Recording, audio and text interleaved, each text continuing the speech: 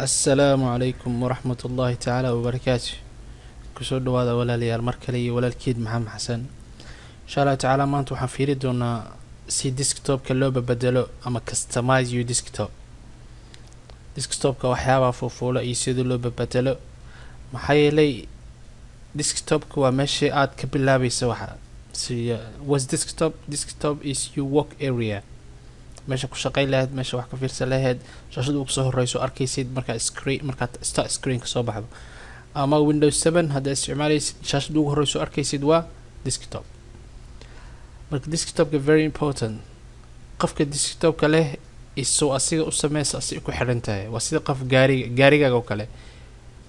qof gaariga hadduu wato oo asiga leeyahay oo asiga isticmaalayo asi un baa soo isticmaalayo waxaa laga yaabaa waxyaaba qaarkood inuu meel dhigto waxyaaba qaarkood meel ka baxshay. ama example ka wanaagsan sida living room ama qolkaaga oo kale waxaa laga yaabaa waxyaaba qaarkood inuu meel dhigato waxyaaba qaarkood inuu meel kala dhigato. sidoo kale waa desktop waa sidoo kale qofka dadka qaarkood waxay jecel yihiin desktopka inay faylal badan u fuulaan qaar waxay jecel yihiin fayl yar inay waxaan meel isku geeyaan. marka insha Allah taala waxaan baranaynaa si faylalkaas loo bedelo. مثلا هذا حاجة my computer ميالو كله desktop انت بدها حلو يغانا in my computer icon وماشي فولو اما my computer علامة ديرو my computer سو هذا ماشي انو متال هذا ويندوز 8 قفكي مركو سان كوغو سو شدمو كله waxa laga yaabaa shashada ugu horeyso arkaysanaysa oo taalo xaga start menu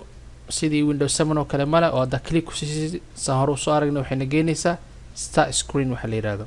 haddaan ku soo noqono ama dhinacaan baan click ku siinayna ama waxaan riixaynaa Windows logo.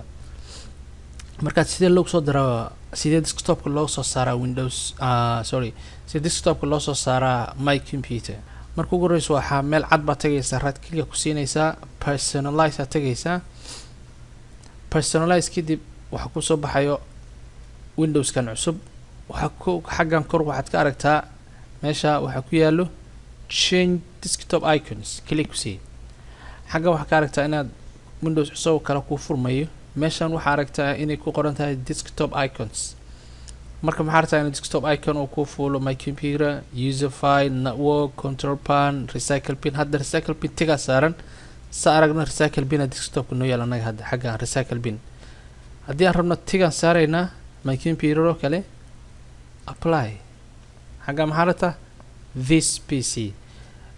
PC Windows 8 askale hadda Windows 7 isticmaalaysid sidoo kale wuxuu ku soo qoraa my computer. okay and then press okay. هذا let's create a new file. marka waxaan keenaa sida file looga bedelo wax مثلا waxaan dhahaynaa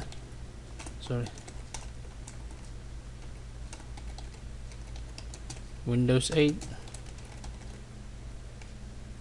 training Somali. okay hadda waxaan abuurnay file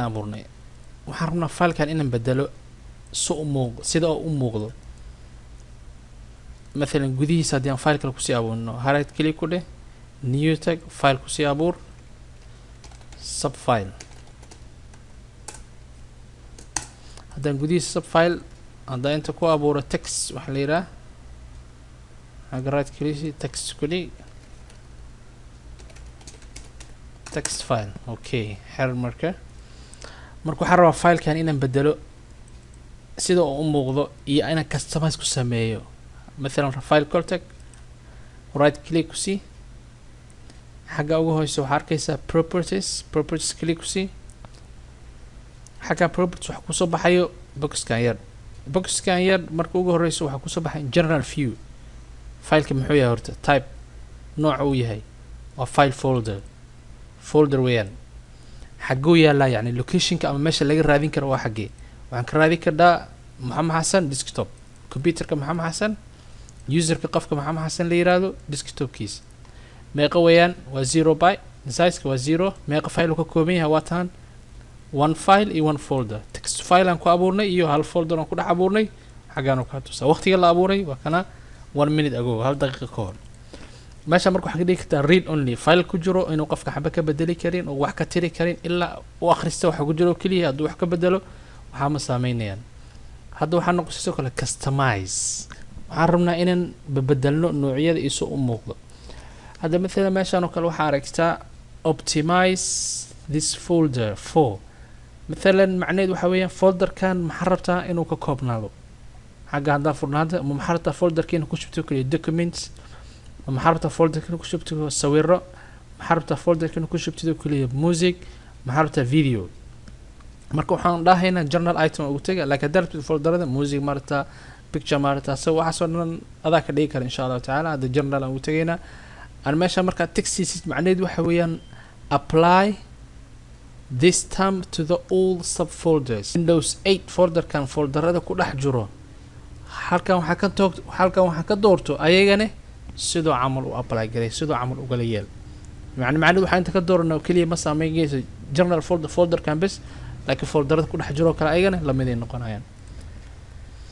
okay xaggan change the folder picture meeshana waxa click ku sii kartaa inay bedesho sawirka oo folderkan u muuqanayo da click ku sii sawirka soo dooranay sawirka meesha ku yaalo kadib click ku siinay hadii hadda bedelno kale mesela icon waxaan bedelaynaa oo kale we change the folder iconka ama folderkaas muqaalka ku siinay muqaal nooc kale oo bedelaynaa hadii hadda icon change and click ku siino waxaan keenayaa icon tira badan oo Windows computer ka wato iconada marka midka jeclaato un ba click ku siinaysaa hadda saan wado folderka kale hadda mesela hadda kale iska jeclaaday computer okay apply isla markii ma arkaynaa inuu isbedelay wuxuu isku bedelay iconka soo dooranay dartiina bedesho ka ma u begin mid kale soo dooranay مثلا waxa abuuraysaa file halis ah oo qafal binu san gal ugu tala galin calaamadan oo kala dhaq ku siinaysaa okay alehe apply very dangerous file isku galin weeyaan yani okay and then markaad dhamayso iska yani more practice try to practice more inshallah taala then markaad dhamayso xagga click okay ku dheh hadda xarna file ku isbedelay markii hore folder oo ahaa oo hadda mesela hadii aan abuuro new folder new file markii hore muxuu ahaa file kan camala laakiin hadda isku fiir labadii file way kala duwan yihiin